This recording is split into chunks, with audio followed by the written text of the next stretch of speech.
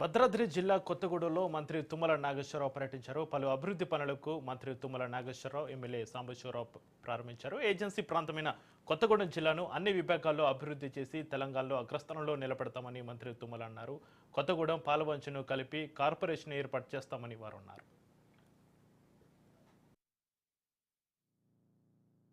ఈ గ్రంథాలయ ఉద్యమంతో మన స్వతంత్ర సముపార్జనలో భాగంగా పెద్ద ఎత్తున ఆనాడు ఈ ఉద్యమం సాగింది.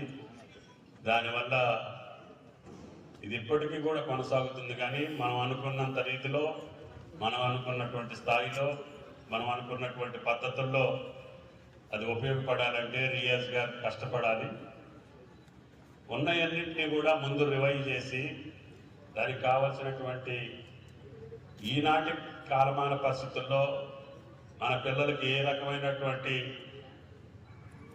నాలెడ్జ్కి ఆ బుక్స్ కావాలో వాటిని ప్రొవైడ్ చేసి వాళ్ళు భవిష్యత్తులో మనం ఇచ్చేటటువంటి సౌకర్యం ద్వారా వాళ్ళ భావ జీవితంలో ముందుకెళ్ళేటటువంటి సబ్జెక్టులను మనం ముందు పెట్టాలి.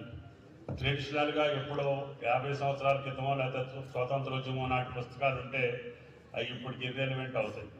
కానీ ఆ చరిత్ర ఉండాలి, గతము ఉండాలి, వర్తమానం ఉండాలి, భవిష్యత్తుకి పునాదులు ఉండాలి.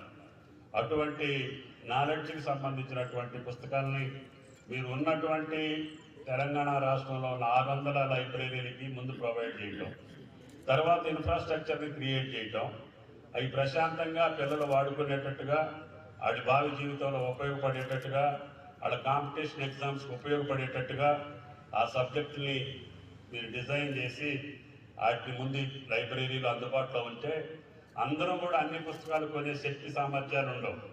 పేద విద్యార్థులు లేదా సోషల్ వెల్ఫేర్లో చదువుకునే వాళ్ళకి దగ్గరలో ఉన్నటువంటి గ్రంథాలయాలన్నింటినీ ఉపయోగం